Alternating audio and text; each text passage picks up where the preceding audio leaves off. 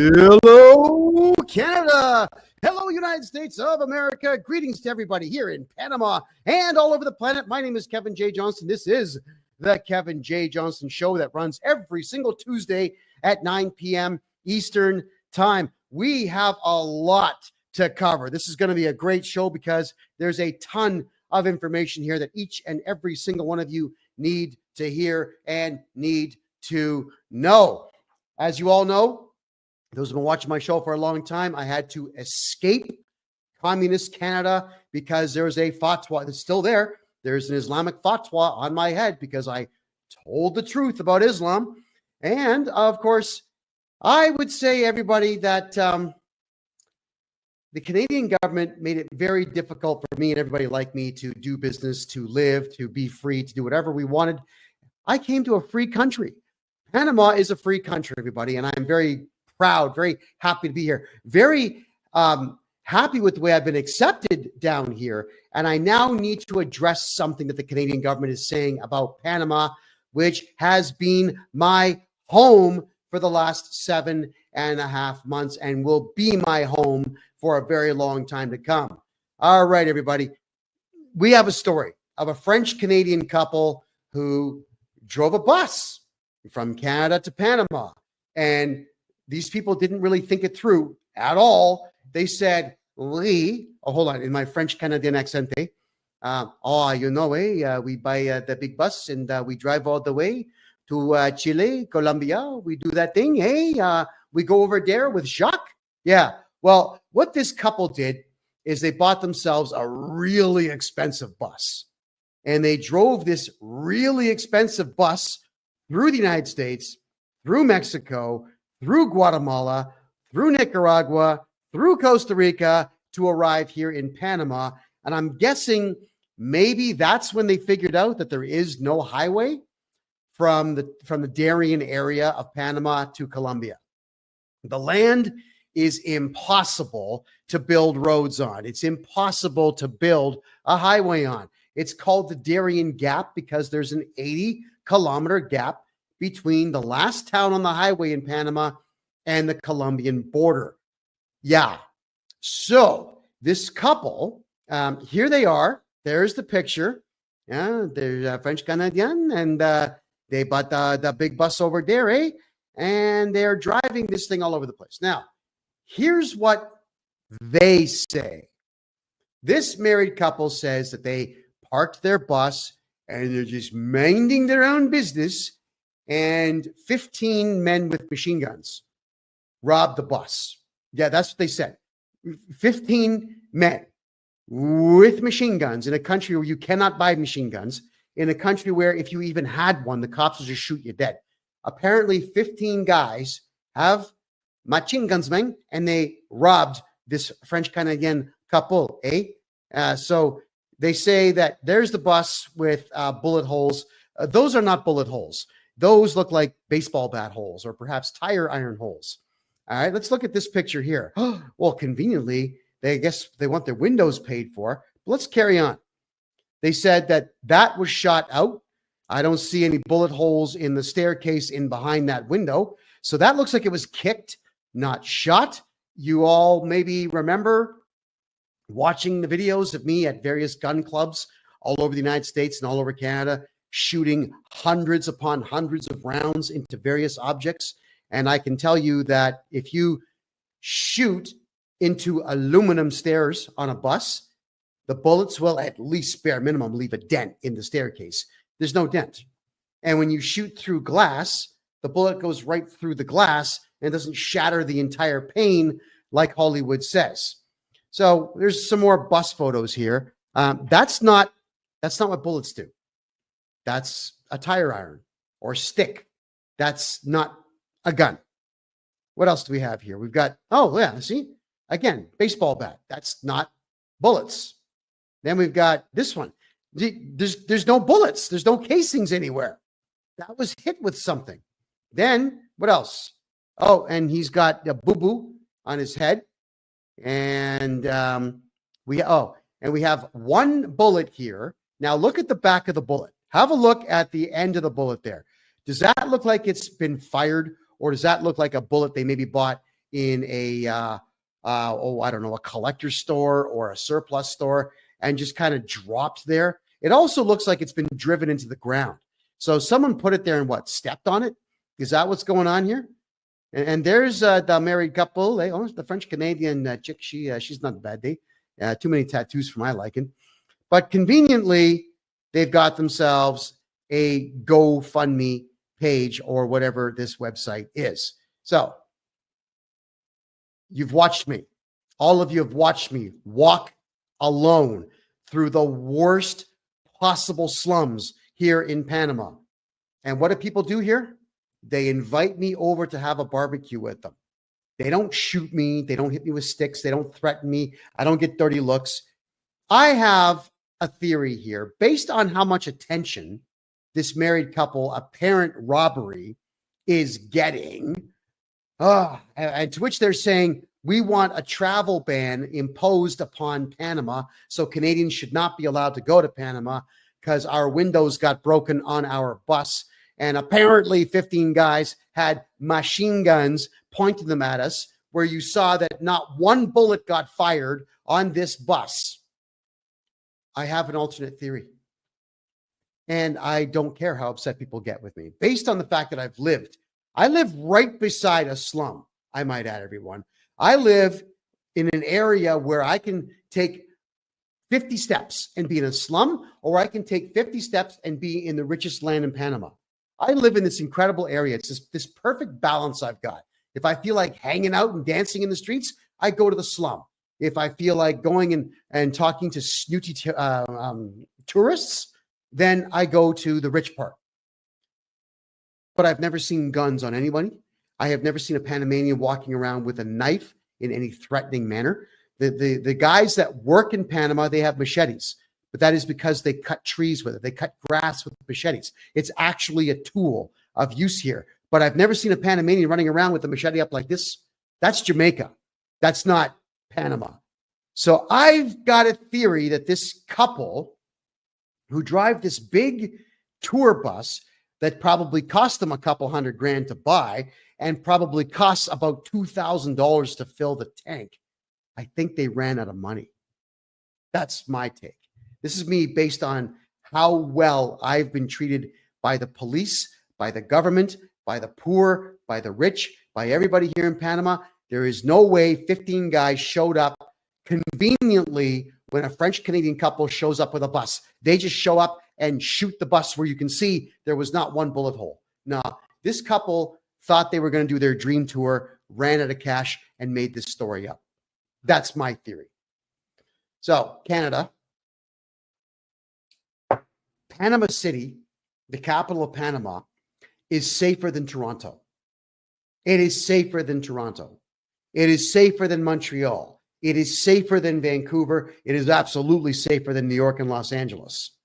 This story stinks to high heaven. I'm not buying it. I don't think any of you should either. And the Canadian government right now, they're watching Panama because I'm here in Panama shooting off my mouth about how amazing Panama is, but also the fact that the Canadian banks suck and you should move your money here to Panama, just like I did. So, everybody, don't believe anything the Canadian government's got to say about Costa Rica or Panama. It's all lies. Remember, Justin Trudeau bought a house in Costa Rica this year, my mistake, and tried to move over $40 million of stolen money into Costa Rica. And the Costa Rican government said, no, you're a left-wing freak, retard, loser. You're not going to move your stolen money into Costa Rica. So what did Trudeau do? He started shutting down the Costa Rican consulates in Canada. Every single thing that you hear that's negative about Latin American or South American countries is because Trudeau is not getting his way. And he knows that investment dollars are leaving Canada and going into Mexico and Panama and so on. And Canada's losing money, hand over fist. So he makes up these stories about danger, danger, danger in these countries. Nothing dangerous about it. Alrighty. And if anybody does want to open up a bank account here in Panama, let me know. I'll get it done for you in 5 days. Really inexpensive. Your money is safe here. My money is safe here. I love it here. I'm not leaving. So for that French-Canadian couple, shut up. You're full of crap. I see through your scam. And eventually, the average person who visits Panama will also come to understand you're never going to find a gang of 15 guys with machine guns picking on a French-Canadian couple. Because, especially when they parked their bus in a safe tourist area. Okay. All right. There we go, everyone. So, tonight, we're going to talk about Kevin O'Leary. For those of us around the world that don't know who Kevin O'Leary is, he's one of Canada's most successful businessmen ever. And he puts on this big show about, I don't care about humanity. I don't care about people. I just want to make money. I just want to make money. Fine. That's his shtick. It's an act, and he's allowed to put on the act. Good for him. His wife killed somebody. We know that. And he was able to, I guess, pay the best lawyer in the world to get her off that criminal charge. Kevin O'Leary is on the show Dragon's Den in Canada, and the better equivalent in the States called Shark Tank. That's him. He calls himself Mr. Wonderful. And I want to talk about a few things that Mr. Wonderful has done and has said. And yeah, there are theories that Kevin O'Leary was the guy driving the boat and he blamed his wife. I can't prove that, so I'm not going to go down that road. But I do want to say that Mr. O'Leary seems very unhinged in this video. For my American friends, for friends of mine all over the world watching this show, Justin Trudeau, who is a pedophile pervert, he's also gay, he's a complete idiot. He is as far left as they come. He's destroyed every facet of Canada, although Canadians let him do it. So Canada, you got to take some blame on that. Now that Trump has won the U.S. election, thank God for that, Trump can put pressure on the Canadian government. But Trump is going to be really busy fixing his own country. He's not going to have time to police what Canada is doing. So everyone is asking what Trudeau thinks about this U.S. election. And of course, Trudeau is in panic mode because everybody wants the conservative side to come back now. Left-wingism has been around strong for 8 years. It sucks. It bankrupts countries. People want to go back to conservatism. So what does that mean?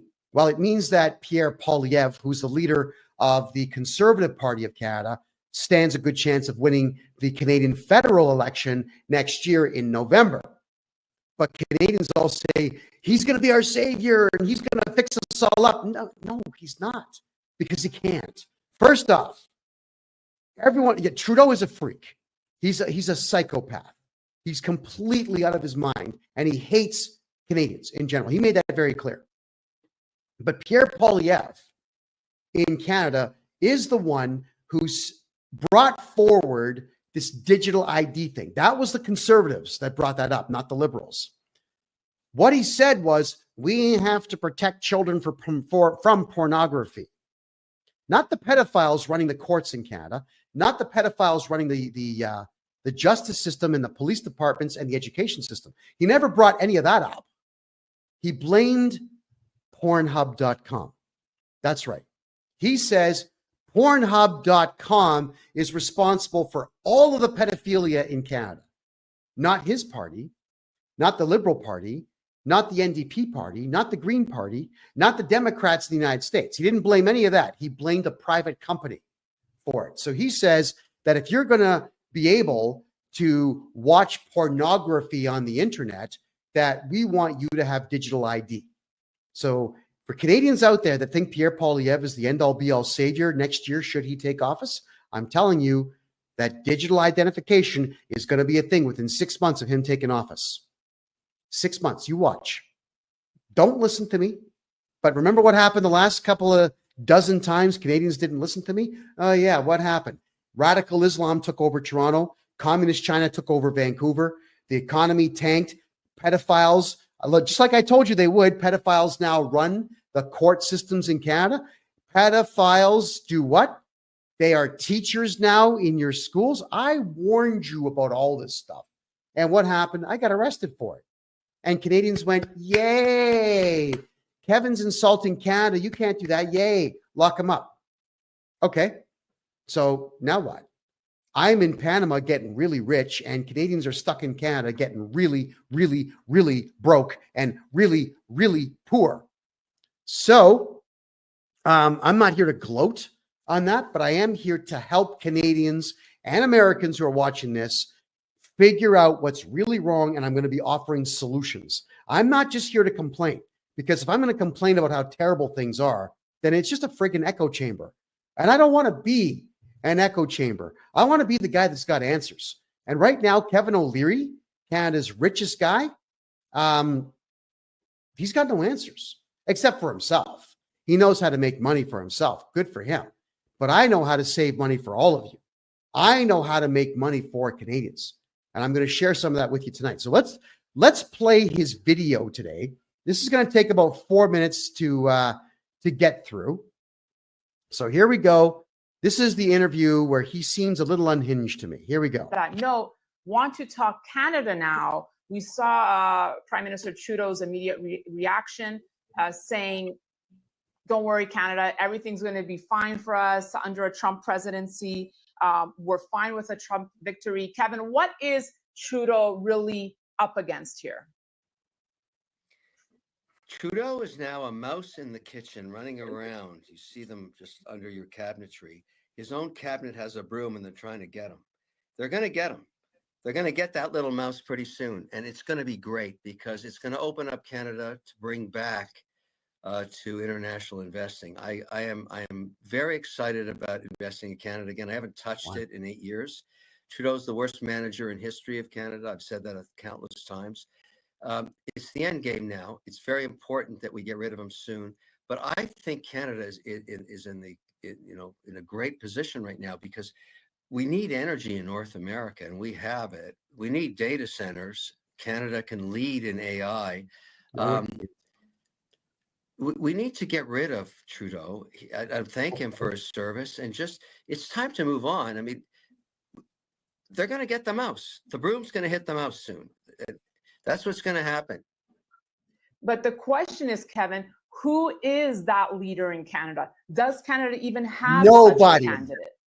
I don't care. I don't care. I don't care if they put a goat in running Canada. It's better than what we got right now. I'm happy to put a goat in Parliament, and we just listen to that goat nay, yes or no. It's better than what we have right now. Trudeau has killed Canada. The amount of capital that has left Canada in the last 8.5 years, the GDP per capita, the collapse of investment in Canada, it's all on him. He owns it. That guy has damaged our country in such a brutal fashion, it's going to take decades to fix it. It's so important that he get out of there. Please leave us alone. Please leave. Please. His own party is on their knees begging him to leave. He's got to go. We have to fix the country. Please, enough. Please, enough. You can do something else. He's still got his passport. He can stay in Canada if he wants. I don't know what he's going to do. I don't care. He's just got to step aside. The damage, the abuse, the mismanagement, the incompetency. Please don't get me going. Kevin, you're right. I mean, as a fellow Canadian, that's all I really want for the country is respect for Canada and strength for the nation. But just yesterday, I was speaking with someone here in New York, and they said, hey, Daniela, what's the mayor's name up there in Canada? No one knows anything about Canada. It feels like no one respects Canada anymore. I mean, that's just the vibe I'm getting. I'm so ashamed of what he's done to us. I went with my wife to a wedding in Cairo just months ago. They wouldn't let us in with our Canadian passports. Wow, that's no surprise. Trudeau, what did you do to us? What did you do to us? The same thing in India, the same thing in China. Like, what did you do? You own this problem. You own it. It's you. It's you. You own it. You own it. I'm so pissed.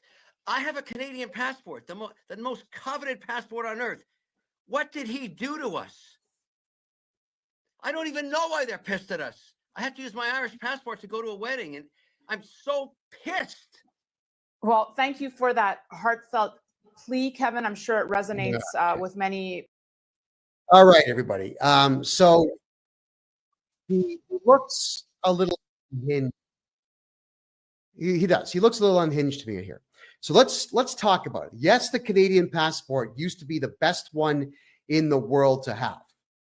But like I said earlier in the show, radical Islam runs Toronto and my hometown of Mississauga and all the surrounding cities. So we're known as a joke.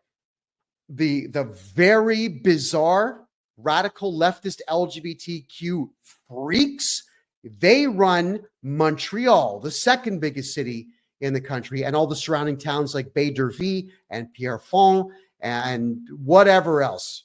It's all crazy left-wing nonsense. Montreal's where all that really radical gay stuff really took off. Then you've got Vancouver on the West Coast is completely owned by communist China.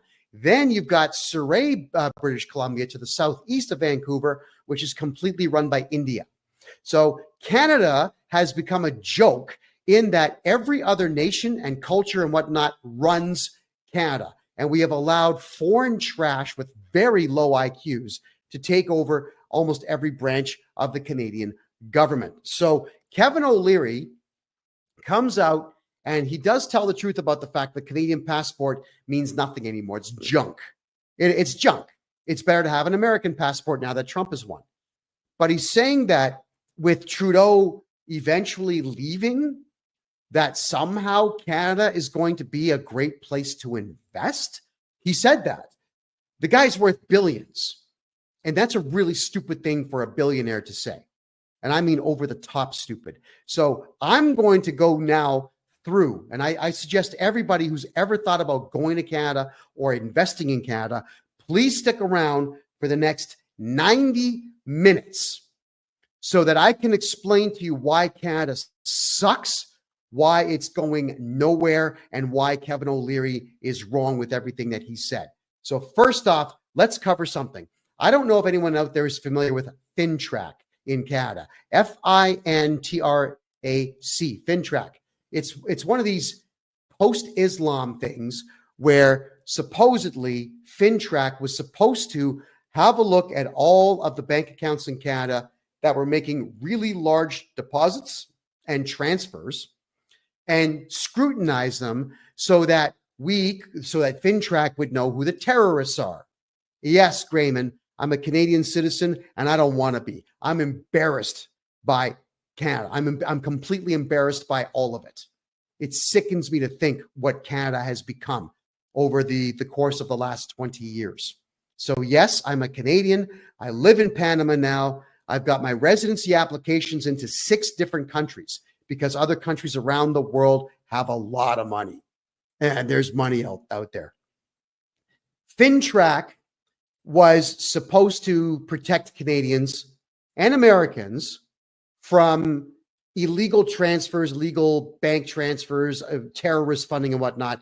And it never once happened. FinTrack has not once tracked down any terror groups in Canada at all. But what FinTrack does do is if you make a transaction in Canada of anything more than $3,000, FinTrack is paying attention to what you're doing.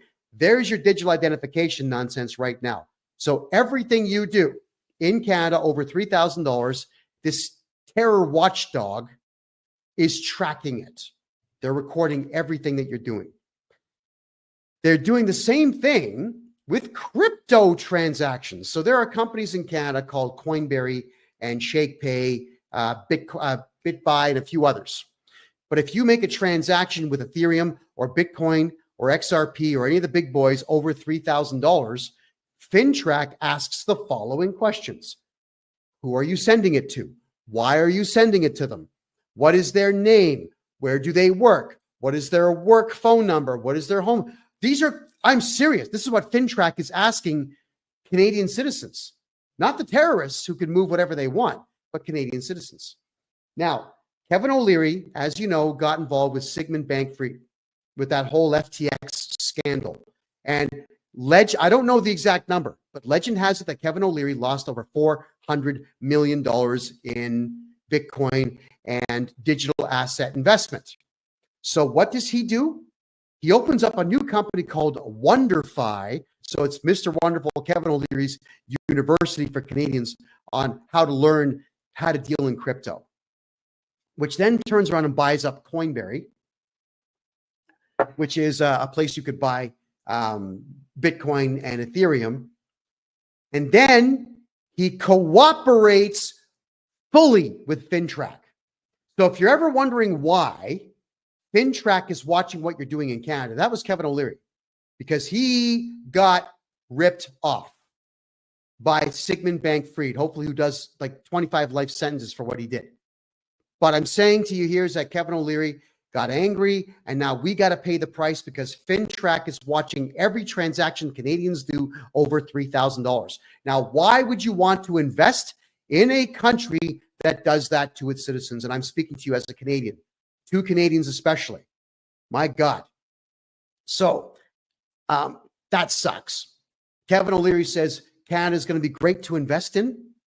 Well, here is every single reason that I could think of over the last 2 days why you should not invest one single dollar into the communist and Marxist hellhole known as the Dominion of Canada. You will regret it.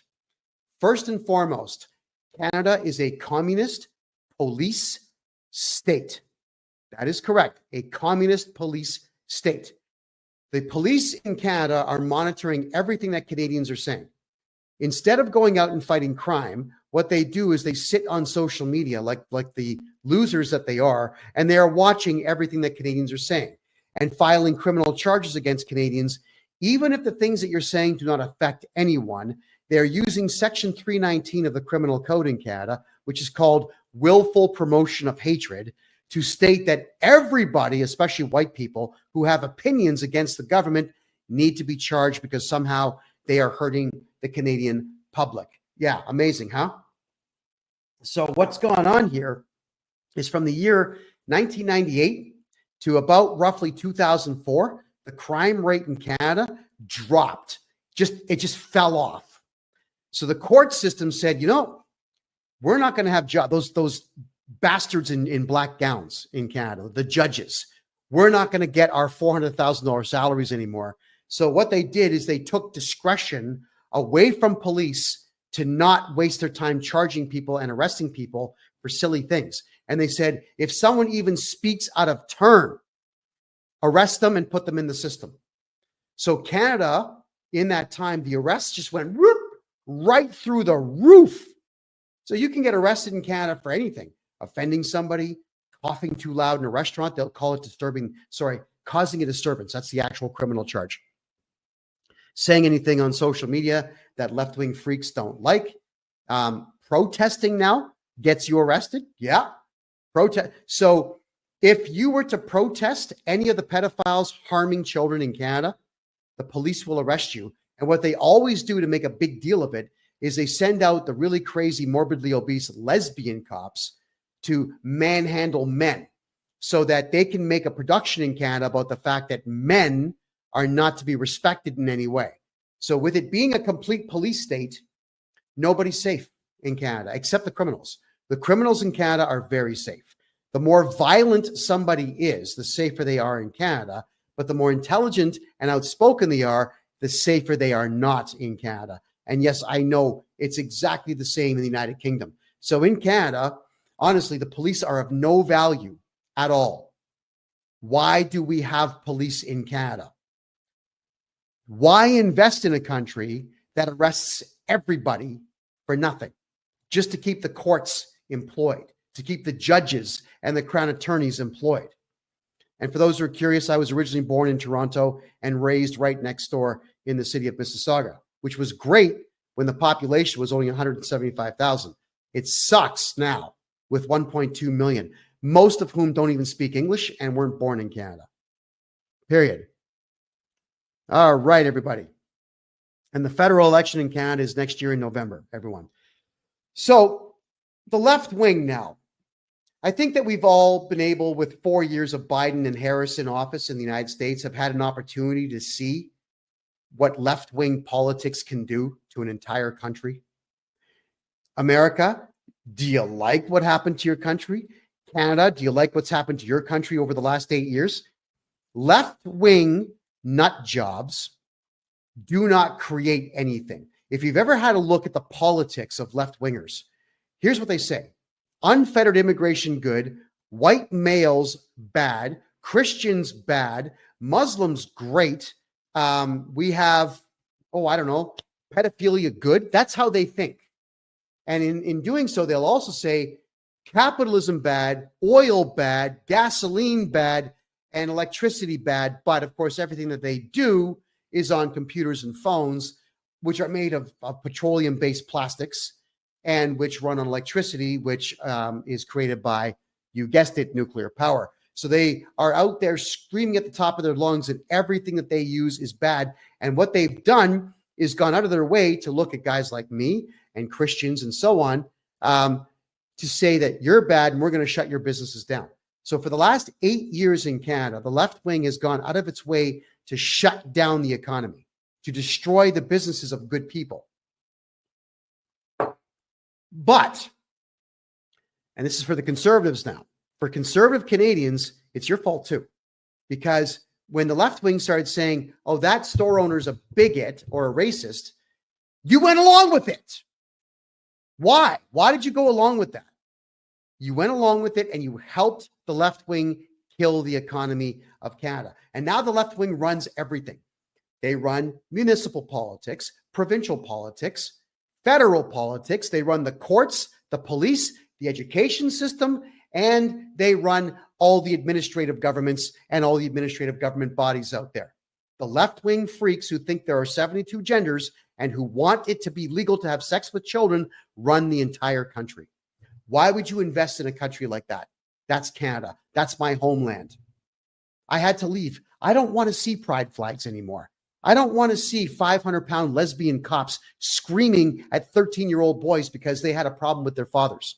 I don't want to see the Royal Canadian Mounted Police going on native reserves and kidnapping women and girls and driving them to Prince Rupert on the West Coast and shipping them to China and Vietnam to be sex slaves. I don't want to be a part of that anymore. And that is what Canada has become.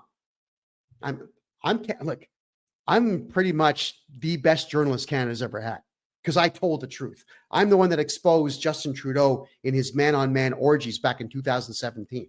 The RCMP broke my ribs for that, but it was totally worth it. Totally worth it. And for all this truth I'm telling you now, here from Panama as a Canadian, I had to spend 7 months of my life in solitary confinement because they didn't want me talking. And you notice how they dropped all the charges? 75 charges, all gone. Because they knew that they had me locked up for that time and that they knew that the stupid people in Canada would believe the newspapers that I'm somehow a bad guy because I tell the truth. Well, I couldn't care less what the left wing has to say. Left-wing individuals, to me, are not even human beings. They don't resonate with me as people. They will never be customers of mine. I'm a tax expert from Canada now. I switched careers. I help people get all their money back in taxes. And the left wing will never come to me to get their taxes done because they don't have jobs. They don't have careers. They don't have jobs. They don't have any prospects. They have no future and they have no purpose at all. So let them be angry with me and spread all this around. But because they run the show, why would you invest in Canada? Now, the other problem that we have in Canada, this is a very, very serious one. Radical Islam runs the courts in Toronto, Mississauga, Brampton, Vaughan, and Scarborough, and also in Pickering. You have radical Muslims running the courts, punishing Christians, Hindus, and everybody else in Canada in the court system. You got to stay away. If you're in the greater Toronto area, you should leave because radical Islam runs the show and white cops will arrest white people who criticize radical Islam because radical Islam runs the country now. So why would you want to invest in Toronto, knowing full well that if an Islamic group decides that they want your property, they're just going to go to the courthouse and the Muslim judges now in there will say, oh yeah, Sharia law says you can just take a Christian's land. That's coming. And it's already started. Sharia law is in Canada, in Toronto, in Ottawa, in that entire area. Why would you want to invest in Sharia law, especially when you've got white cops arresting white people who are investing in the country for criticizing Sharia law? Yeah. And people do feel like they live in India and Saudi Arabia now in Canada. It's horrendous. So let's cover now some of the more economic parts of what we're complaining about here. If you're going to be investing in Canada and you move to Canada, the odds are pretty good that your international cell phone's not going to work. So if you want to communicate in Canada, what do you got to do? You got to get yourself about $150 per month phone plan. The last time I had a phone in Canada, my bill was exactly $148 a month. With that, I got unlimited talk and text in North America only. I got I got limited. I had 20 gigabytes a month of data, which as a journalist and a big mouth, I would burn through in no time. I would usually burn through that in 2 weeks and pay extra. So really in Canada, your cell phone bill could potentially be $200 per month per phone number. Why is it so expensive? It's not like the airtime costs them anything. It doesn't cost them anything. They just charge it because they can, and Canadians won't do anything about it. Here in Panama, I pay $5 a week. Unlimited talk, unlimited text, unlimited data. And because I have unlimited data down here, I deliberately burn through between 20 and 50 gigabytes a week. I'm paying $20, and there's no tax. It's just $20 a month for unlimited everything on my cell phone. Think about that. So how is it that Panama's got it right and Canada's got it wrong when it comes to communication? My God. So when you have a lack of communication, when people can't afford cell phones and the left wing is out there wrecking everything, what we have now, if you're going to be moving to Canada and trying to invest in Canada, is a serious lack of choices of cities to live in. Let's cover the major ones. So on the East Coast, you got Halifax, which is the capital city of Nova Scotia. It's far left. And for some reason, there is this part of it that is the government pays for it. It's the descendants of black slaves from the United States that escaped the United States back then. Now, the Halifax government gives them free money and has been doing it for over 150 years. And in that particular neighborhood, they're called Scotias. These black folks don't learn anything. They refuse to because they get paid to do nothing. Why is that good? I'm telling you that it's not. Halifax has no economy whatsoever. And that's the only city on the East Coast worth talking about. Then I bump over to the capital city of Quebec, which is Quebec City. It's gorgeous. It's 420 plus years old. And it is an old military fort from that era, but it's expensive. You can't afford it. And it has no industry except for one, which is tourism. And with all the left-wing nuts moving there, what they're doing is they're chasing away all of the tourists. The tourists don't want to go anymore because the left-wing freaks have ruined that place. You go over to Montreal, and again, there's no economy anymore at all. There is no economy in Montreal whatsoever. Why? Because the Quebec government runs the province of Quebec in Canada like a completely separate nation.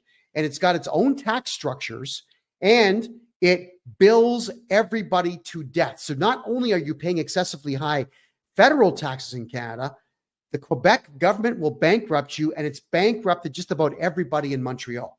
So unfortunately, as amazing as Montreal was from the 40s all the way to the 90s, and it was awesome when I was a teenager. I would drive 5 hours to go there just for the weekends to party it up. It sucks now. You can't do commerce. You can't do business. The Quebec government made sure of that, and so did the radical leftists. Then you've got the capital city of the entire country, Ottawa, which is boring. It's got nothing. There's nothing to do in Ottawa. They say the population's about 900,000, but the only industry there is government. That's it. It's government. Now think about this. When you go to the capital city, you've got the Royal Canadian Mounted Police all over the place, and they're maniacs. Then you've got the Parliament Hill Police, supposedly protecting Parliament. Then you've got all the other local police departments. Ottawa They've got the city has its own police force. And then in and around the area, you've got the Ontario Provincial Police and the Nepean Police and all these other small police forces. There's got to be about 20,000 cops in Ottawa, and they're all miserable. And they're all intimidating people all of the time. Why would I want to live there? Why would you invest in the capital city when the only industry is government and police? And that's not an industry. The industry, I suppose, that could come from that would be the gun companies that can supply guns and the body armor companies supplying body armor. But that's not an economy. That's just the government imposing its will upon the people and wasting tax dollars. Jump over to Toronto now. Toronto, which was, again, awesome in the 80s, it's as non-white as a Canadian city can possibly be. Now, why is that bad? Because Canada's got stupid multicultural policies that state that every time a new culture comes to Canada, the laws and the rules of the country will change to accommodate that new culture, no matter how stupid and violent that culture might be. So Toronto is less than 37% white now. And as a result of the mass influx of Indians, and not the smart ones, like the really stupid ones from all the slums have moved into, from Mumbai and whatnot, have moved into Toronto. There are no more shops that are open. The malls are dead and closed. The white companies have picked up and left, because I can tell you this about Indians, they don't give white people money. Chinese people, to which there are too many in Toronto, they only patronize each other. Chinese folks don't go to white restaurants and throw money down. They go to their own. Every race in Toronto deals with its own, except white people are told that they can't deal with their own. So there's this huge race divide, which was, of course, deliberately done, but it's led to an absolutely dead city. It's an unfriendly, cold place. And it's unfortunate that it is the biggest city in the country, but the infrastructure is crumbling. There is nothing to invest in whatsoever that anybody would ever make money on. And if you have a look now, a lot of the condominium projects that are being built, they've been halted. Yeah, Toronto was building a super tall building, just like in New York City, where it was supposed to be 24 floors high for every 1 floor wide, which would have been a really super tall, super skinny building. It got to the 12th floor, and they ran out of money.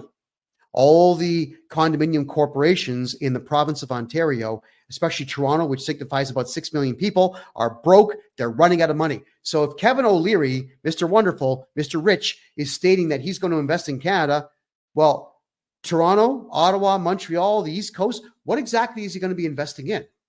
If he's going to be investing, I suppose, in Indian restaurants, then he'll make a little bit of money.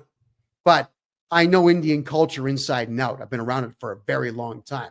And it's all about getting discounts and deals and never paying full price. So good luck with that. Canadians in general, out of all of the countries in the Western world, have the least amount of business acumen. They are the worst business people in the Western world. There's a reason for this. Canada is an isolationist nation. Look at it on the map. You'll see that it shares a border with only one country, the United States of America. The next closest country to Canada is France, because they own 2 islands in the St. Lawrence River. The next closest country is Greenland. So what influence would there be internationally within Canada that Canadians would ever know about? None whatsoever. And Canadians spend all of their time saying, I hate the United States, I hate America. Yeah, but you watch the NFL, you watch the NBA, you watch the NFL, you watch American movies. Let me tell you that. Yeah, let me tell you this. When the Marvel movies came out, the End Game, was it? Every theater in Canada was sold out opening week. And Canadians were clapping and cheering for American superheroes. So for Canadians who say they hate America, you sure do lap up a lot of American culture. Now, I love American culture. I lived in the United States for 4.5 years. I made a lot of money there. And now that Trump's back in office, America might actually become pretty damn good again. But Canadians don't know how to run a business. They don't know how to create business plans. They don't know how to apply for loans. They don't know how to make deals to raise capital. And when the business finally gets opened up, they have no clue how to navigate the tax system, and they have no clue how to navigate the local ordinances that always want to shut them down. Canadians will do what they're told. So when somebody opens up a business and some bylaw officer walks in from the municipality and says, you got to do this and this and this and this, a smart person would sue the city for it and would send a no trespassing notice to all the bylaw officers in the city and sue that bylaw officer individually and maybe put a security guard outside and say, yeah, you're not coming back in here. But nope, Canadians capitulate every time.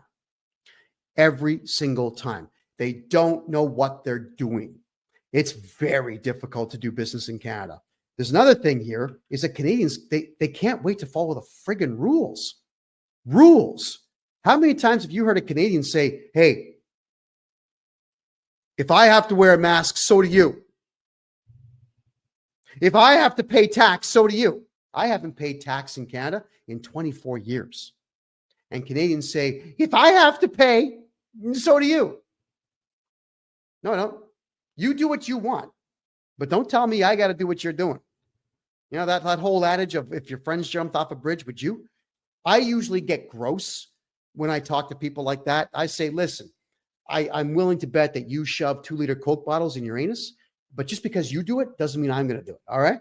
And they, of course, get upset with that. And whatever. It's very easy to upset Canadians. So they love to follow rules, and all the rules in Canada are designed to not allow a business to succeed. If you want to open a bar, for example, in Toronto, there are 14 steps you have to go through. And that means there are 14 branches of your municipal government you have to convince to leave you alone to get your bar open. Yeah, that's just Toronto. Vancouver is worse. So we have all of these cities stopping Canadians from opening up businesses, and Canadians, they just put up with it. They just put up with it. Canadians, instead of helping each other out, they argue and bitch and moan and compete with each other. Now, let me give you an example of that. As a Canadian podcaster, you figure that I would have a lot of other Canadian podcasters on my show. As a guest, come on the show, let's talk. None want to come on my show. You know why? Because they're stupid. Because they think if they come on my show, I'm going to steal their entire audience. Canadian podcasters won't let me on their show because they say the same thing. You know, Kevin's going to steal my audience. It's weird. You ever notice how in the United States, podcasters are on everyone else's show? Yeah. Man, Joe Rogan has every podcaster in the world on his show. Tim Pool has every podcaster in the world on his show. Canadians do not work together on anything. And recently, because I've become very successful here in Panama, I have been calling Canadian podcasters saying, I want to pay you. I want to buy advertising on your podcast. No, we're not in it for the money. We're doing it. Are you serious? So I can't buy tax advertising on Canadian podcasts because Canadian podcasters, quite frankly, are friggin' idiots. They have no idea what they're doing. They talk. They might know the subject matter they're talking about, but they're not running it like a business. And then what they do is they get on their show and they say, help me out, donate. Okay, that business model, it worked in 2021. My podcast was number one in Canada for 2021. We had 300,000 people watching every night. So the business model back then was donate, donate, donate now. And people did because we had the numbers. But COVID's over, so there's nothing more to complain about, right?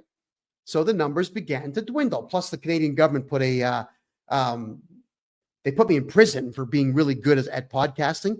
And then when they finally let me out and dropped all the charges, they had put a court order on me, banning me from using the internet for almost a year. So I would have to make phone calls from a landline to my own show just to be able to say something on my own show. That is how Canada functions. So people in Canada will compete with each other because maybe they think that everything is really that scarce. There's no cooperation in Canada in any way, shape, or form. So if you are a Canadian podcaster, I want to buy advertising on your show. Don't be a friggin' idiot. Pick up the phone, because you probably have my phone number. I've given it to every podcaster in Canada. Call me. Let's do some business. Let me take all this money I'm making here in Panama in US dollars and all this money I'm making helping Canadians relocate to Panama and getting their taxes fixed, and let me spend it on your show. But I can't even get Canadians to take my money from me. So what I'm saying here is you're going to be, if you're going to invest in Canada, you're investing in a people that don't understand investment. They don't understand money. They just don't get it.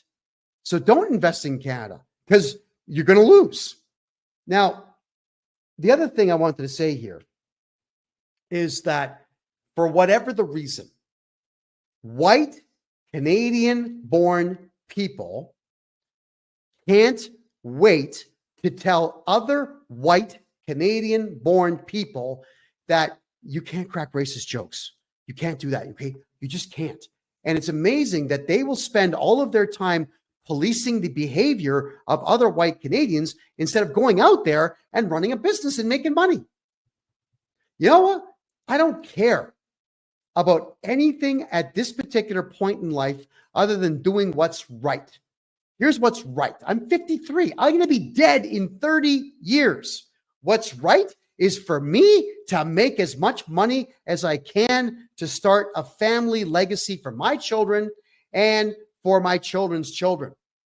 So I can't care. I don't have the luxury of giving a crap about petty nonsense.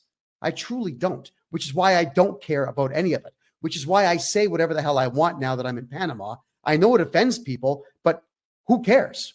If you're going to be offended by what I'm telling you right now, we can't do business, obviously, because you're not smart enough to understand I'm actually on your side.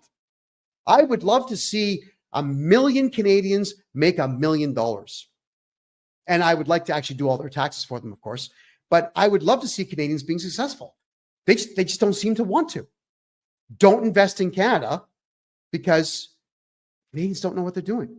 All right? There is this other problem with Canadians in the way that they perceive things. They think that everything is free. And that's the biggest problem with the socialist country that Canada has been for a very long time. So when a Canadian wants you to do something for them, they expect you to do it as some kind of favor. And when you quote a price, they get mad. Look, oh, I thought you were a better person than that. How dare you ask me for money? I am a phenomenal income tax and corporate tax guy.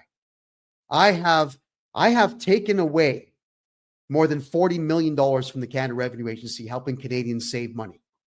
And when Canadians contact me to have me work on their taxes, and I say, no problem. Just grab a 1-hour consultation. It's $150. There's no tax. I'm not charging tax on my consultations for the rest of this year. I'd say about 10% of the time, I get Canadians just blasting me. They write emails 5 screens long, telling me what a horrible human being I am for saying I can help with taxes and then charging money to do it. But they will go to a lawyer and drop 20 grand there. I'm charging 150. Lawyers are charging 10,000. So when I say 150, not 150,000, 150.00. So Canadians get really offended when someone says, I know my worth. You're wanting a service from me and I want to get paid for it. And here's the price. They get really upset about this. So you're dealing with a very childish mindset, which is why I go back to what I'm saying about Canadians having no business acumen. They don't seem to understand the value of someone's skills or times. There was a while from the year 2000 to about 2012 where I would design logos and branding and corporate images for companies. And I would explain to people, yeah, that the charge is $5,000. We will design 4 concepts based on everything that you tell me about your corporation and based on your target audience. And out of that, you pick one, and then we refine it, unlimited revisions until you say it's complete. And people would say, oh, I don't think I should pay for that. Logo should only be $10. Okay. What if I said that to an electrician? You should wire my whole house for $10. What do you think the answer would be? Or a floor tiling expert. Hey, dude, tell you what, why don't you tile 2,000 square feet of floor for $10? I had one guy says to me, okay, so tell you what, buddy, why don't you design 4 logos for us? We'll look at them, and if we like one, we'll pay you. Okay, tell you what am I doing this logo for? Oh, public storage bin. I said, okay, why don't you give me 5 public storage bins for 3 years, and if I think you guys are nice, I'll pay you. No, we don't do business like that. But they wanted me to do business like that. And that is one of the biggest problems with the Canadian mindset in business, is they want everything for free. They always want to weasel their way into something. So you can't invest in a country where more than 7 out of 10 people think this way. Don't invest in Canada. You will lose. You'll lose every penny. Oh, my Lord. Now, this is a big one. So I'm going to get some static for this one, and I couldn't care less, because it's true. Racism against white people is at a repugnant level. The only reason I ever started podcasting in the first place is because, as a white male, married at the time with children, trying to keep my household afloat, as men are supposed to do, I could not find a full-time job for 16 years. I'm sorry, we're not hiring white males right now. We have to give the other races a chance. And look what's happened to Canada. 24 years Canadians have been doing this now. Not hiring skilled white people, but hiring trash from third world countries. And yeah, diversity hires, thank you. And these diversity hires have absolutely annihilated these companies. Annihilated them. Why? Well, as somebody who used to get the strap as a kid, learn grammar, learn English. Okay, fine. I'm glad that I focused my energies on having a vocabulary of over 120,000 words. But then you want me to do business with someone that I can't understand and whom does not understand me. Nope, I'm not doing it. And a lot of us would just walk out the door because and we're enraged. We're enraged because you go into McDonald's or a Tim Hortons or a Wendy's in Canada, no one's white and no one speaks English as their first language. No, thank you. I'm out the door. And a lot of Canadians are now seeing it that way and leaving. But you got to be careful, because Section 319 of the Canadian Criminal Code dictates that I would do 2 years in prison just for putting this particular podcast on right now. So you can't even criticize it. And white cops will be the ones to come and arrest you. And white judges will be the ones to put you in prison. Race traitors and traitors to their nation. So the other thing that I wanted to point out here is, on top of Canada being a complete and total police state, it's also a court state as well. The courts in Canada are getting in every Canadian's way with trumped up criminal charges and siding with the municipalities and the provinces when the provinces and the municipalities are registering complaints against good, hard-working private business owners. So the courts now have these black-gowned idiots, losers, who aren't born in Canada anymore, behind the counter siding with municipalities. So people are losing everything that they've got. Why would you invest in Canada if you know that the courts of all of the 10 biggest cities in the country are going to just rip your money away from you because they can? It's not like Canadians are going to take up arms and rebel. They know that. They know that Canadians are the biggest cowards on the planet and will never fight back. So they just keep stealing and stealing and stealing some more, which is why it sucks to do business in Canada, which is why Kevin O'Leary, in that stupid interview that he did earlier, is absolutely wrong. Even if Trudeau took a bullet to the head right now, do you think for an instant the economy would turn around? Would somehow the courts stop being pedophilic? Would the police department stop arresting white people for insulting stupid cultures from around the world? Would Antifa and Black Lives Matter just instantly disappear? Or would the left wing ramp up their efforts knowing now that their leader is gone? Always think through what crazy left-wing jobless losers will do. They'll take to the streets and they will destroy the streets, just like they did in Portland, just like they did in Minneapolis, just like they're doing in New York City. Canada, it's the same thing in Canada. And there we go. All right. There's more to cover here. There's so much more to cover. Homelessness and drug use in Canada is right now the highest in the Western world. It's actually per capita outdoing the United States. It's bad. Why? Well, Canadian housing prices are far too high because food is far too high. It's almost $75 a day for one person to eat in Canada now. It's out of control. So what's going on here is the tent cities are showing up all over the country. And it's leading to a couple of problems. Obviously, excessive alcoholism and excessive drug use. And Muslims now, this is the truth. Muslims in Canada have been giving away free fentanyl specifically to white kids and white homeless people, which is why the drug epidemic is so high. Islam is poisoning Canadians, and Canadians are letting it happen. So homelessness and drug use is at an all-time high, which you figure would drop property values, but it's not. So what's going on here is that the police and the bylaw officers in these cities are just going in and committing heinous acts, atrocities, really, against people who are homeless. I went out one night in Calgary. This is 2.5 years ago. And I watched two bylaw officers. They're not even cops, just losers. They walked into a homeless encampment, started ripping down tents, and just started beating the living hell out of homeless people.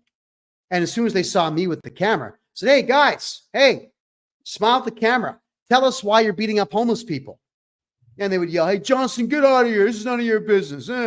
And these guys who were assaulting homeless people would call the cops and tell the cops that we were bothering them and impeding their investigation. But bylaw officers in Canada can't conduct investigations. They're not cops.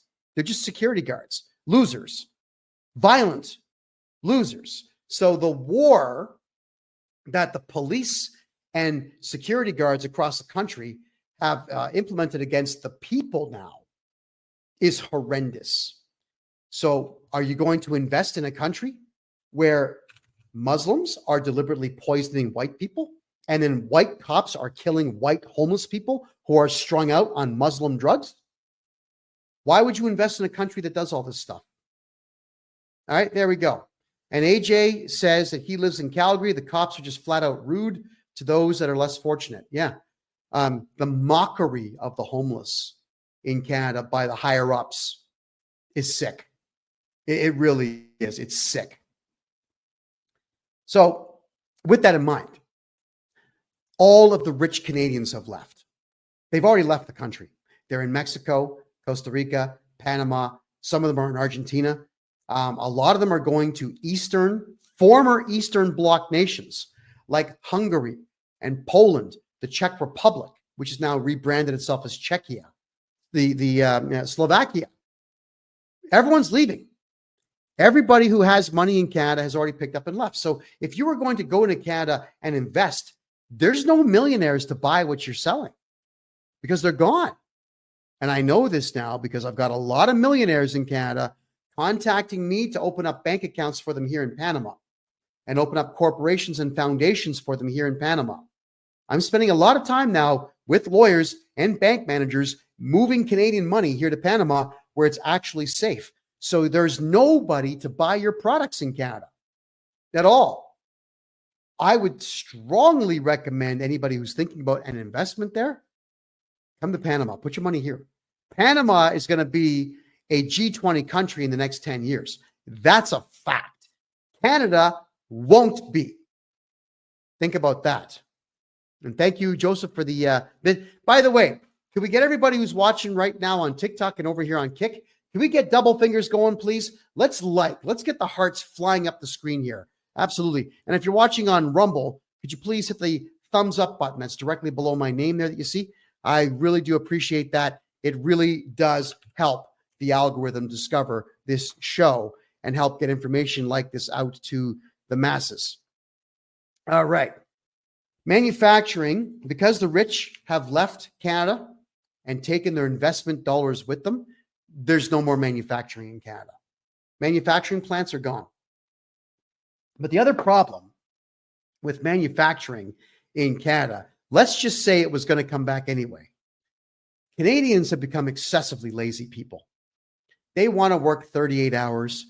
They want 3 15-minute breaks. They want the hour for lunch. They want to leave early. They want to do all that nonsense.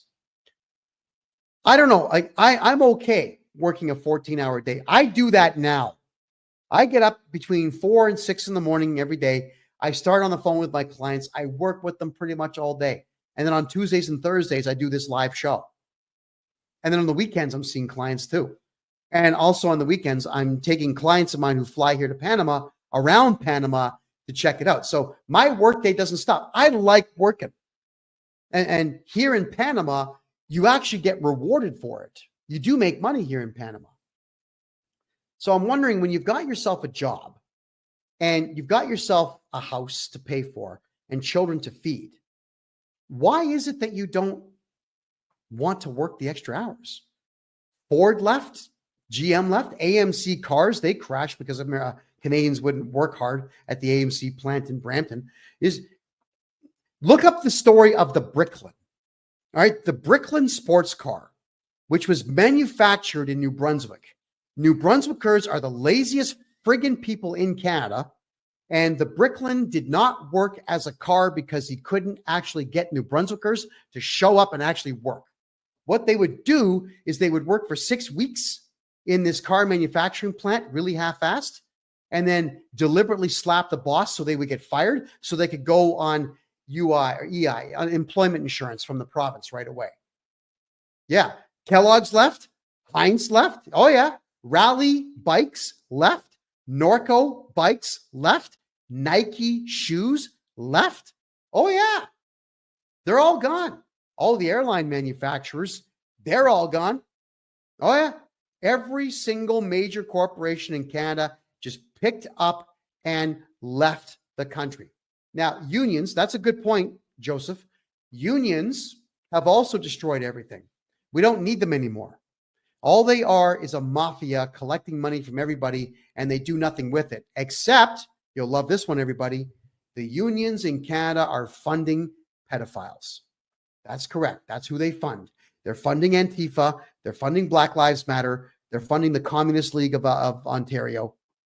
They are funding all these crazy left-wing drag queen storytime groups. They fund everything sick and perverse. Yeah. And when you take them to court, the judges are members of the union, so you lose. Why would you invest in a country where the unions absolutely destroy every single business anyway? Why? Please don't do it. I beg you, do not do it. Oh, man. Now, there is a mentality that Canadians have. Canadians, again, are isolationist. They just don't know what's going on in the world. They really don't, but they think that they do. Why? Because Canada has the Canadian Broadcasting Corporation, which gets $1.4 billion a year from taxpayers to lie to Canadians, to offer propaganda 24 hours a day. The Canadian Broadcasting Corporation owns half of the radio stations in the country. Half. With that kind of a budget, they are incapable of putting a single TV show in the top 20.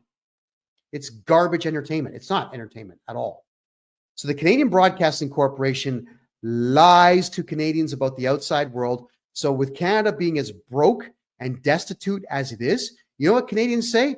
Oh, I'm just going to stay here because it's the same everywhere around the world. How do I know this? Because CBC said so. No, it's not at all. I'm here in Panama City. It's got a better subway system than every Canadian city combined, which you can ride for 35 cents. I can ride better buses than anywhere in Canada for 25 cents. The buildings down here are all brand new. They're beautiful, absolutely gorgeous. There's casinos everywhere where the staff are friendly and kind and polite. There's jobs everywhere. Every single shopping mall here in Panama City is better than every single mall in Canada and about 80% of the malls in the United States. And they are packed with people shopping and having a great time. All right. So what I'm getting at, Canadians, don't be the idiots that you're proving the world that you are. It's not the same in Canada, around the world as it is in Canada. All right. Panama is better and safer and richer than Canada is. All right. Think about that. And that is why I wasn't even going to announce this until next month, but I'm going to announce it now. That is why I'm working with an investment company here to bring the National Hockey League to Panama City. The population of this city is 2.25 million people with infrastructure that's better than most cities in North America. It's not the same around the world. And Canadians honestly believe that just because the media tells them something is true, that is true. So what they'll do is they'll say, I'm not going to go to Panama. It's a third world country. No, it's not at all. I've lived here 7.5 months. I'm having the time of my life. The movie theaters here are better than everything back home in Canada. I can watch an ultra D-box movie for $6.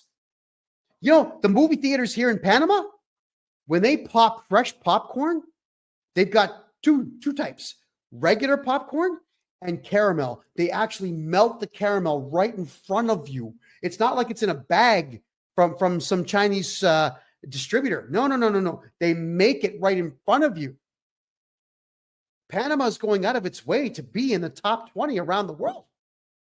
So this is not me trying to sell you on Panama for no reason. This is me scolding Canadians for not having the wherewithal and the bravery to go and see what's going on around the world. Instead, you're listening to guys like Kevin O'Leary, who screwed us completely with FinTrack and screwed the crypto market forever in Canada, telling you that now's a good time to invest in Canada because at some point, maybe Justin Trudeau won't be in office. Are you kidding me? When a billionaire gives you stupid, rotten advice, you should discontinue watching that billionaire and let him fail on his own.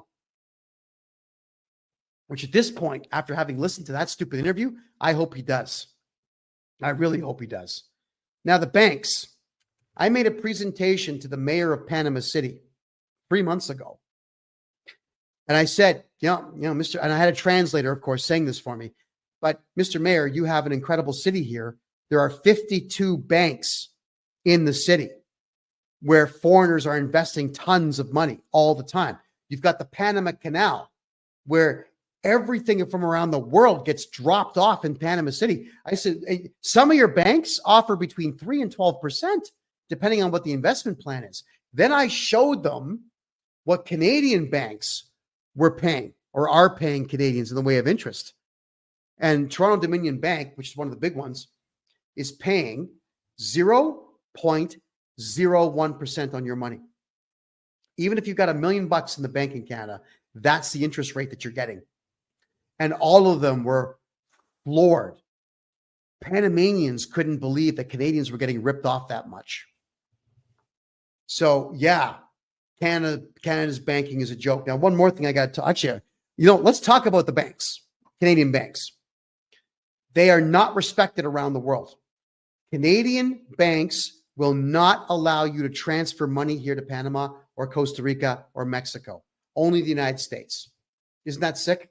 So what you've got to do in Canada is you've got to convert your money to US, have an American bank account, which I can help you get, and then transfer your money to the United States, then transfer from the States here to Panama. Yeah, that's what the Canadian banks do. They don't want Canadian dollars leaving the country because then they're going to lose their monopoly. The Canadian Bank Act also was written 99 and a half years ago, and it was going to expire next year on June 30th. But the Canadian government's so worried about what I tell people that they've got the spy agency CSIS watching all my shows. So CSIS was what they're called, goes to Justin Trudeau saying, hey, we're still watching this big mouth Kevin J. Johnston guy, and he's telling Canadians to get their money into Panama and do a bank run and drain every dollar to Canada because the Bank Act is expiring, which meant there would be no more federal currency. So you're welcome, Canada. Trudeau added 2 more years to the Bank Act. So now instead of it being a 100-year Bank Act, it's 102 years. Canada, you're welcome. I bought you 2 more years to get your money moved, but they're not going to renew it again. No matter how loud I am and how obnoxious I am and how much I criticize the Canadian government, they're only going to do that once. So in 2.5 years, the Canadian dollar won't be worth jack, nothing. Got to get it out of there. Here's another thing. Around the world, especially in America, banks are supposed to stimulate the economy by introducing capital into the country. Bank loans are supposed to be given out to citizens so they can build businesses and pay future taxes, and then repay those loans and take more loans to keep the money flowing in the society. So American banks and banks around the world are capital venture banks. It's capital-based banking. That's why the United States was number 1 for all those years, because you could get your hands on investment money. Canada's banking system is asset-based banking. So if you don't own a house or already have $1 million, you can't borrow $1 million. The first thing all these drones, all these idiots in the bank ask you is, oh, do you have a house? What's your address? We're going to use it as collateral. Oh, it's always foreigners. I hate it. Canadian-born people don't work in any Canadian banks anymore. You can't get an English-speaking bank manager anymore. I despise the fact that in Canada, you can't raise capital. The only way to raise capital in Canada is to scam people. It's because of the banking system. Why would you invest in a country that does this? Oh, and by the way, Kelly, as for Canada's exit tax, that did not become law yet. But if you're worried about taxes, contact me. I'll get rid of all your Canadian taxes. Every single Canadian tax you've ever paid, I'll get it back for you. That's how good I am at what I do. So Canadian banks are positively worthless because you just can't get money out of them. Trudeau, during the Ottawa truckers convoy, the protest against the fake pandemic nonsense, Trudeau shut down the bank accounts of people who protested. And around the world, what happened? Everyone said, oh my God, the prime minister is shutting down bank accounts for protests? They pulled their money. That's right. Investors pulled their money, which is why you should too. Because if Trudeau doesn't like you, he's going to shut down your bank account and steal all your money. The banks already showed us that they're willing to do it. And then the deputy prime minister, who's the granddaughter of a literal German Nazi from World War II, comes out and makes this big speech about the fact that if you protest in Canada, if you say anything bad about this government, we will shut down your bank accounts without court orders. And they wrote themselves a law that let themselves do it. Why would you invest in a country where nobody's bank accounts are safe? Now, one more thing. Check this one out. The Canada Revenue Agency, this is a criminal organization who claim to be in the best interest of Canada. They lie to Canadian citizens and bully them into paying taxes that you really don't have to pay. If they want money from you, they will send a requirement to pay letter to the banks, which has no legal enforcement capacity behind it. But the banks know that Canadians are cowards and will not sue them. So the banks just go ahead and give your money to the Canada Revenue Agency. Now, if you want to get your money back, file criminal charges against the bank manager and all the tellers in there for stealing your money. Canadians can do this. You've got the right to do it, but Canadians won't do it. That's why the banks are taking your money and just giving it away. The Canada Revenue Agency doesn't get court orders. They think that they don't need to, but their requirement to pay letter is nothing. If you look at Section 317 of the Excise Tax Act, you will see that if a bank doesn't give the CRA money if the CRA asks for it, then it says that the bank will be held may be held liable, but there's no punishment. So if you look at Canadian laws, there has to be a punishment for something to be enforceable. There's nothing in the Excise Tax Act or the Income Tax Act where there is actually a punishment issued. You know why? Because there is no punishment that gets issued. The Canada Revenue Agency doesn't have lawyers of their own. They count on the Justice Department to supply lawyers, but the lawyers won't sue the banks because the CRA won't pay them to do it. The CRA doesn't sue people. They just send out these letters requirement to pay. So when Canadians have their money stolen, Canadians mistakenly believe it's from the Canada Revenue Agency. It's not. The bank did it. Your bank did it. So your banks in Canada will give your money away whenever they feel like doing it. Why would you invest in a country that does that to its citizens? I certainly wouldn't at all. Now, if you factor in income tax in Canada, if you factor in, here's some of the taxes that Canadians pay. The federal income tax, the provincial income tax of the province that they reside within. If it's in Quebec, there's another tax that they pay. Then there's Canada Pension Plan. It's a Ponzi scheme that you pay into, which you're never going to get after the year 2032. Then there's unemployment insurance you got to pay. So you could, in just the taxes there, you could lose up to 48% of your paycheck in Canada. Then you got to pay property tax on your house. And in most provinces, you've got to pay a provincial sales tax on everything that you buy, including haircuts and movie tickets and popcorn and whatever else. Then there's also the federal goods and services tax, which is 5% on top of everything you buy.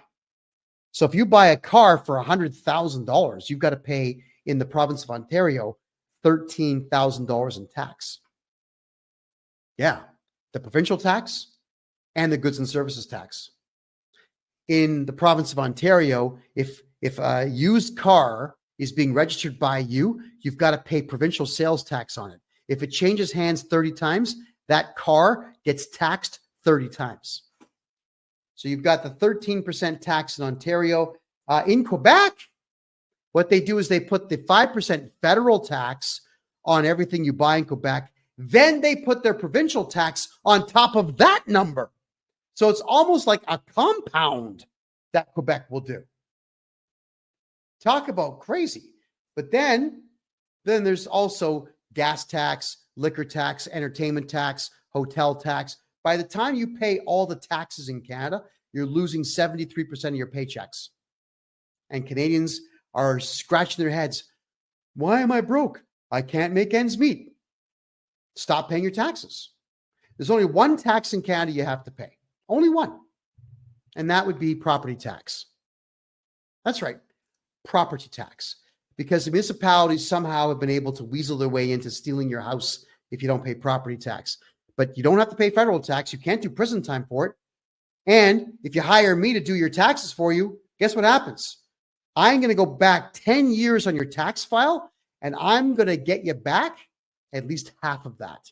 And the CRA, they've tried to stop me, and they can't. So understand this, everybody. Taxes in Canada, you know what they pay for? Pedophiles to destroying the lives of children. They go to Zelensky in the Ukraine. They go to Lesotho, so Lesothans can rape more women. It goes to Boko Haram in Nigeria so that Muslims can kill Christians in the Biafran state. It goes to Ethiopia so that the Ethiopians can kill the Eritreans. And it goes to Eritreans so that they can do God knows what with it. All right. Canadian dollars fund wars all over the world. Why are you paying taxes? Stop. Every time you pay $1 of tax in Canada, at least 10 black people are going to be killed somewhere in Africa because it's going there for bullets and guns. It's not going for food, infrastructure, investment. Nothing. Stop paying your taxes in Canada. It's ridiculous. But investors out there have begun catching on to just how evil Canada really is, and they're pulling all their money out. So don't invest in Canada, because the only thing that's going to happen here is Canadians are going to steal your money, the government's going to steal your money, and then give it away to terrorists and baby killers all over the world. And I know this. I'm a journalist. I've been a journalist in Canada for a very long time. I'm not a journalist anymore. I did give up on that this year to pursue taxes, getting people back their taxes. But I'm the guy that stuck my nose in absolutely everybody's business when I was a journalist. And everything I learned led the Canadian government down the pathway of arresting me over and over again. 22 arrests, 7 months in solitary confinement, over a year of being banned from the internet. They stole my house, my money, and my car. That's what happens when you speak out against the government in Canada. So now here I am in Panama, and they're really angry about it. The Canadian government's saying, we have no jurisdiction in Panama. How do we silence Kevin J. Johnston now? You don't. So for those of you out there who got court orders against me in Canada, and you think that I'm not going to talk about you because you got a court order, think again. Might want to find a way to apologize to me for wasting all my time in the courts, because I'm about to start divulging secrets about Canadians, bad Canadians, that the world is not going to believe. And it's going to cost a lot of people everything. And so be it. And you deserve it. And as for Mary, you're asking me, why is there no CPP after 2035? Because it's a Ponzi scheme. It's empty. Because the accounts are empty. Even the Canada Revenue Agency right now is broke. So when they owe people money back, they have to wait till they collect money from other people to pay it out. The system, it's empty. It's broken. All the systems in Canada are broken. So think about that. Devo says taxes are good. Scandinavian countries have the best standard of living. That's not because of necessarily taxes. That is because Scandinavian countries, until they started letting all the Muslims and the junk in from Africa, they had a high trust society where everybody looked the same, spoke the same language, and abided by the same religion and principles. That's why the standard of living was so high. It's not because government knows what they're doing. It's because they had a common culture and they gave it away. They gave it away to rapists, thieves, and murderers. Too bad for you. Alrighty. I'm just going to look at a couple quick questions here. Alrighty. If anybody wants to know my thoughts on Pierre Poilievre, go back to the beginning of this show, watch the replay on freedomreport.ca, because I covered him earlier in the show. Now, Canada's economy. I got a lot of points to get through here, so I'm going to start being a bit shorter with what I've got to say. Canada's economy is not growing. There's nowhere for it to grow into. If you invest in Canada, because Canada is a Ponzi scheme, money gets brought in and it just disappears. It doesn't create jobs. It goes into taxes to create more government jobs, but to have more government jobs, they just take more taxes from we the people. So the economy is stagnant because all the millionaires have left. After Trudeau's debacle with the banks, all the investors have left. All the major manufacturers have left. We've covered that earlier in the show. And it's impossible to attract talent because the Canadian dollar is worth nothing. It's garbage. If I take my Canadian money that I make and bring it here to Panama, I'm losing 30 cents on every dollar. But it's still better than keeping it in Canada. Absolutely it is. So with no economic growth in Canada and no economy worth talking about, with a god-awful dollar that will get lower, don't invest in Canada. This is a Canadian citizen, former journalist, now tax expert, full-time tax guy, telling you, I have dug into everything that Canada has to offer the people, and I can tell you it's a resounding zero that the country has to offer.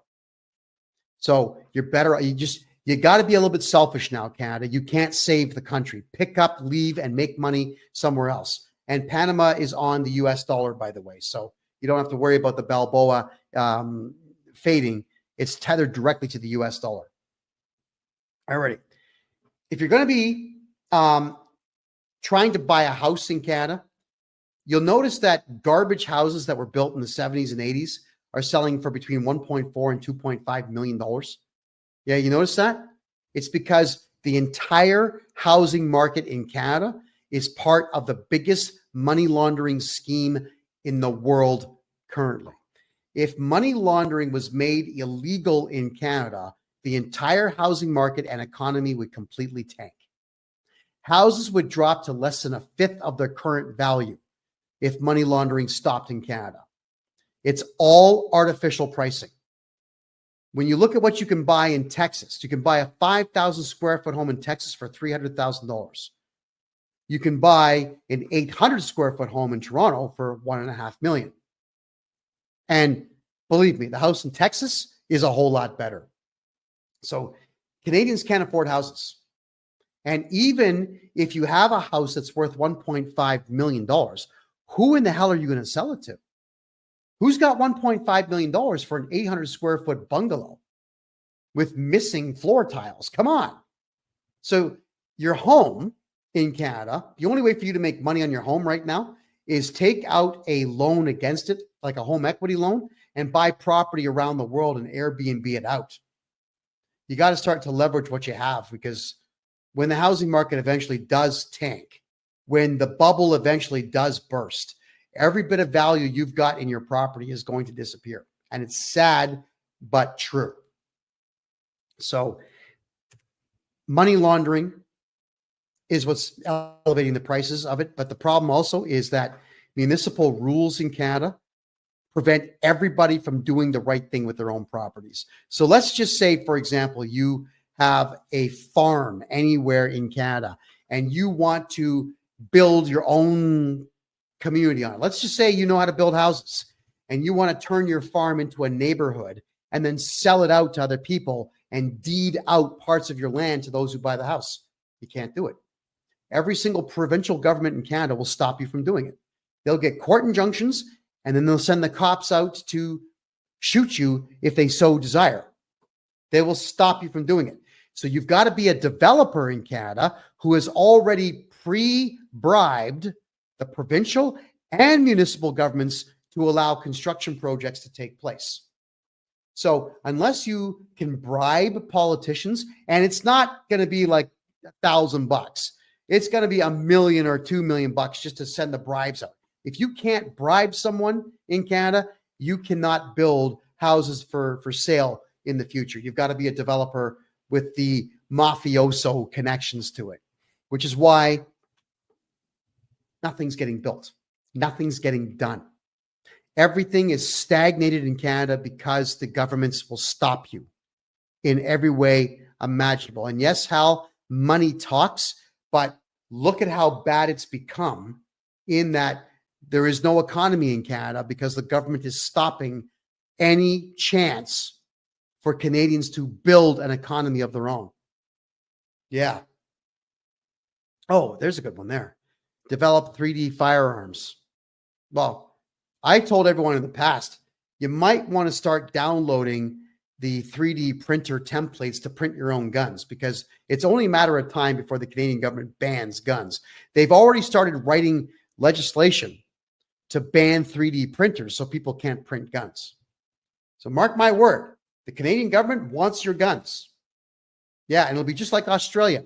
When the Australians gave up their guns, like a bunch of dumbasses saying, oh yeah, if we give up our guns, things will be better. Rapes and home invasions went up 800% in the first 30 days after the gun grab. Don't ever give up your guns, everybody. In Canada, and this stat is 2 years old now, Canada only has 3% of all of the world's stocks. So if you wanted to play the stock market, if you're just going to play it in Canada, you're now denying yourself access to 97% of the stock market. And quite frankly, there is nobody that there's no stocks in Canada I'm going to buy. Nothing. The only thing in Canada that I will buy is gold and silver, because Canadian gold and silver is pretty damn good. Maybe maple syrup. I am not going to be investing in anything else in Canada at all. So stocks, when you're deliberately keeping yourself away from 97% of the market, you're screwed. If you're buying stocks in Canada, you may as well just burn the cash. Canada's investments also, they're not diversified. They're really not diversified. What could you possibly invest in Canada? There's hardwood and softwood, but the left-wing nuts are stopping us from cutting down trees, even though the boreal forest still has 540 billion trees within it. If you count shrubs in Canada, there's over 1 trillion trees in the country. But the left-wing nuts say, no, don't cut down the trees. So that industry is gone. Then we've got the vegan nutcases in Canada saying, no, you can't have beef. And they're trying to stop beef production. So beef production in Canada is down to 10% of what it was 40 years ago. That's bad. Considering the population's higher now, why are we not growing beef? Now we've also got them trying to stop chicken farming too. And for whatever the reason, you conservatives in Canada out there who are allowing the left wing to shut down food production. You're just standing back saying, well, it's not really my business. Yeah, it is your business. So on top of not having an economy and on top of not having enough food now, you're still not even fighting for your right to have these things. My God, what? I would not invest in food in Canada because the left wing is shutting it all down. And the government is also left wing and they're going along with it. And yes, SRB 78. Yes, it's because of this climate change scam nonsense. Did you know in Canada right now, Canada is in danger of losing its forest because Canadians are not generating enough carbon dioxide in the atmosphere. Canada is a carbon negative country. Trees eat that stuff, man. Trees eat carbon dioxide and they defecate oxygen. So when you're not burning wood, when you are not driving cars, when you're not polluting in some way, the trees are dying. And it's going to get worse. It's going to get worse. Oil production in Canada is down to 5% of its maximum capacity. So I would not invest in oil companies either. Kevin O'Leary, in that speech that he gave earlier in the show today, said that Canada is going to have a great artificial intelligence sector. Where? What artificial intelligence companies have you heard of in Canada? What computing companies have you heard of in Canada? What technology companies have you heard of in Canada? The talent doesn't live in Canada. Canadians with high skill sets like me leave like I did to make money elsewhere like I'm doing. So highly skilled people that can create artificial intelligence projects don't live in Canada anymore. You know where they went? Dubai. There's money there. And the Dubai government is going out of its way to create AI software to help it expand beyond its problems that it's having now. You know, the Saudi Arabians, I know it was a gimmick, but the Saudi Arabians went out and they made an artificially intelligent robot with a female face on it, a citizen. So the Saudis are outdoing the Canadians in technology. The Panamanians are programming AI now. The Mexicans are doing it. My God, man, the Argentinians are doing it. Everybody around the world is getting into technology. Canada is shutting down its own technology. Don't invest in Canadian technology groups. They're not going to go anywhere. They won't do it. You want proof of what I'm saying? Try to hire a Canadian website design company and see if after 6 months you have a website running or not. Canadians don't know what they're doing. The technology sector in Canada is dead. Don't invest in it, period. If you were to, let's think about the returns you're going to get here. A lot of corporations will entice you to invest within them because they will pay you dividends when it becomes profitable. But if you're going to take dividends in Canada and you're dumb and you tell the Canada Revenue Agency that you took a dividend, they're going to tax about half of it. So why would you want to invest in the country that takes half your profit from you? Now, if I'm your tax guy you're never going to pay those dividends, or the dividend taxes, sorry. You'll keep them. But there's just not enough corporations that make enough money to pay dividends anyway. So think about that, which is why I'm telling you that Kevin O'Leary was wrong when he said what he said at the beginning of this show. There's nothing to invest in. He says it himself. He's not invested in Canada for the last 8 years. He doesn't even live in Canada. He has Irish citizenship. He's also got UAE citizenship, and he lives in the United States and is not investing in Canada. So if Canada's richest man doesn't even live in the country, why are you taking any of his advice on investing within that country? I wouldn't. My God. It is almost impossible in Canada to have a diverse portfolio. A lot of everybody says to me, like, Kevin, how do I protect my money? Well, I tell you the truth. You got to have some cash, not much, but some gold, some silver, some crypto. I highly recommend Bitcoin and XRP, and some property. But Canadians are broke. They've been taxed to death, and all this multicultural crap has destroyed what little economy was left. And it's not like white people can get bank loans anymore because no white people work in the banks. And all these racists from all over the world who hate white people are making sure that white people cannot get capital. Yeah, it's a true story. Racism against white people has absolutely crushed Canada. And white people just put up with it. You don't call it out. I do. I always did.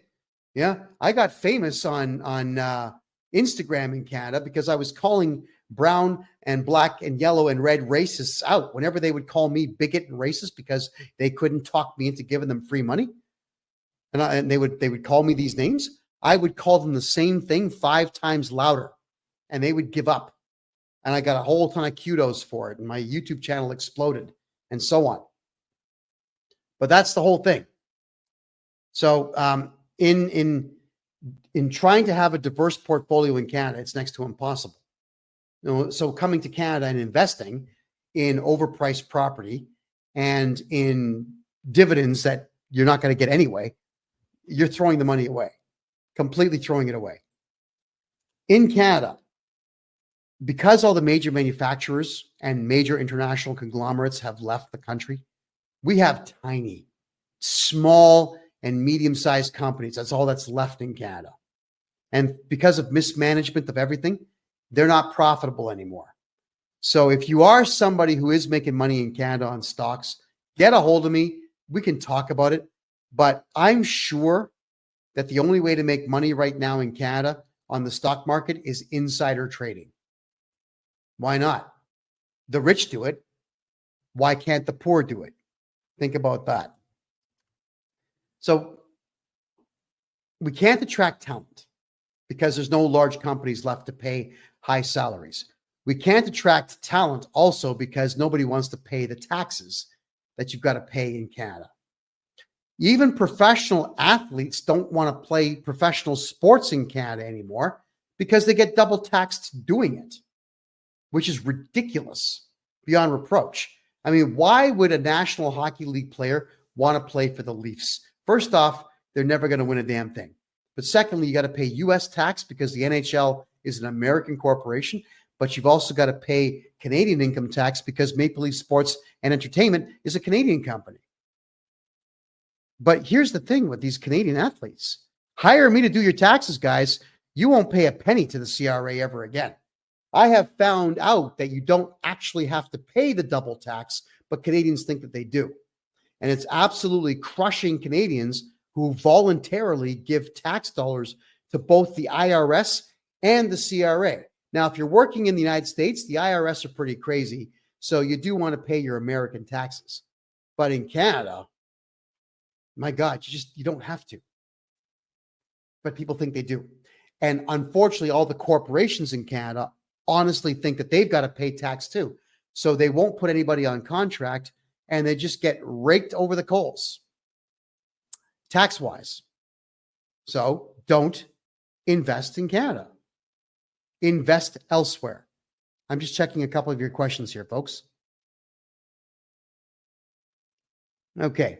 So as for tax breaks in the United States, I will be discussing on my Thursday night show a lot about to do with tax breaks and how to hide your money and whatnot. But tonight's show was an absolute necessity to do because I could not believe what I was hearing when Kevin O'Leary, the richest man in Canada, came out and said the stupidest thing in the world. And that is because eventually Justin Trudeau will no longer be in office, that Canada is going to be a hotbed for investment.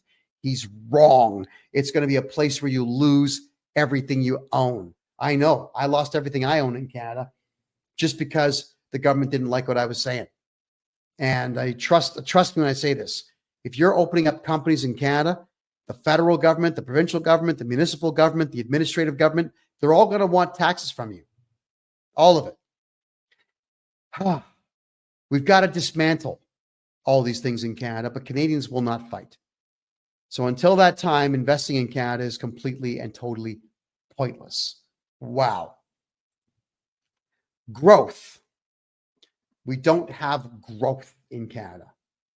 There's nothing to grow. No investment, no money, no talent, and Canadians don't even have a desire to live there anymore. So there's just no growth in Canada. Don't invest in Canada because your money won't grow. Not ever. Argentina, Brazil, even Colombia now are showing growth in their economies. And Colombia doesn't have much. It's got a couple of really big cities in it for tourism, but it doesn't really have manufacturing. It's got cocaine. It's got that. And it's got coffee. Lots of coffee. But it doesn't have industry beyond that. And it's still got better growth than Canada. Think about that. All righty. There is the bias in Canada. And this is something I'm going to now address directly to Canadians. A lot of you have a bias that Canada is wonderful. It's great. It's peaceful because of multiculturalism. It has free healthcare and so on. You couldn't be more wrong. Multiculturalism destroyed the Roman Empire. It's destroyed Canada. It always will. Cultures cannot get along, which is why we have fences and borders. So you screw that up. The idea that free healthcare was a good thing was great when it was first conceived. And Canadian healthcare up until the late 90s was actually pretty good. And I liked the idea of being able to break my arm and get fixed up and leave and not have to pay at the hospital. I loved that. That was amazing. So Canadians were really healthy. But because of all this multicultural crap, we let Indian culture into Canada. With Indians, if it's free, they line up and they take as much of it as they can get their hands on. So where Canadians would, if someone got sick in Canada, a Canadian-born person, regardless of skin color, would go, maybe have a family member there for company, but both people wouldn't get checked out. Just the sick person would, or the injured person would. But in India, their stupid culture says that if one person in a family of 12 gets sick, all 12 of them would go. And all 12 of them were not taxpayers. Maybe none of them were. But the free healthcare paid for by Canadian-born people was given to them even when they didn't need it. And now the hospitals are broke. There's no more money left for Canadian healthcare. And you saw during the fake pandemic that Canadian hospitals were willing to murder Canadians, which they did en masse. Canadian hospitals killed people. Remember the old lady who didn't want to wear a mask in the Toronto hospital and the security guards there beat her to death? And the other security guard who was monitoring the security camera knew that his friends were beating an old woman to death, so he turned the camera away. Remember that? Security guards and police in Canadian hospitals will beat you to death. And now, if you go to a Canadian hospital, whether you want it or not, they will inject you with COVID vaccines. They're doing it now. Do not go to a Canadian hospital. So why would you want to invest in Canadian medicine when it's only allowed to be socialized, but it sucks? And the hospitals are there to kill you. My God, they'll kill you. In Toronto, it takes between 6 and 48 hours to be seen in the emergency room. It's awful. And you're not allowed to have private healthcare centers. So this free healthcare that Canadians say they have does not cover dental or optometrists. It doesn't cover chiropodists or massage or alternative therapy. In fact, the Canadian government's going out of its way to ban supplements and to ban homeopathic care and to ban naturopathic care because they want you buying drugs. They want to poison you with drugs in Canada. If you invest in Canada, you're wasting your money. Do not, under any circumstances, invest in Canada. It is a god-awful, communist, Marxist center of death and despair and brokenness. You are going to lose your shirt. You're going to lose everything if you invest in my homeland. In fact, I'm so dismayed and disgusted by what Canada has become that the second that I get my Colombian passport, I'm going to make a big production out of burning my Canadian passport. It doesn't mean anything to me anymore. And you heard Kevin O'Leary in Cairo, the Egyptians don't want Canadians there. Your Canadian passport is not going to get you into other countries because Trudeau has proven to the entire world that he is a pedophile and that he wants pedophilia to reign as the dominant cultural practice in Canada. And the countries out there around the world are not having any of it. And Canadians are taking the blame for it. And the rest of the world will continue to shun Canadians because Canada, this is your fault too. You elected that idiot not once but twice, but then you let him stay in office and you didn't shut down the government violently when you had the chance. And you had the chance at the in the Ottawa convoy, Canadians, that you turned it into a goddamn party. You were smoking weed and drinking in the streets and dancing like a bunch of idiots. You could have taken the cops down by force. You could have taken the government out by force. That was the last chance you had. And I'm telling you now, everybody, Canada as a country is finished. It's over. You now have to get your money, your gold, your silver, your assets, everything. Get it out of the country before it's taken from you. If you're outside of Canada, if you're a foreigner, I'm a Canadian citizen who had to escape Canada because the government made 7 attempts on my life just for talking. Don't go to Canada, man. They will take everything you have. And you'll probably end up like me with knife wounds all over your body. Yeah, it's a true story. And all of you who know who I am, you know my story. Just type in my name and look at all the crap they've had to say about me in every newspaper in the entire country. This is a warning to all of you around the world. Do not invest in Canada. You'll lose everything. And to the Canadian people, I beg you, please get out before they stop you from getting out. It's only a matter of time before they bring in this stupid digital ID and you won't be allowed to travel. God, please just get out of there. Look at how happy I am here in Panama. Look at what I've done in Panama. In 7.5 short months in a so-called third world country, which it's not. I've made more money in 7.5 months than I did in 24 years in that communist dump.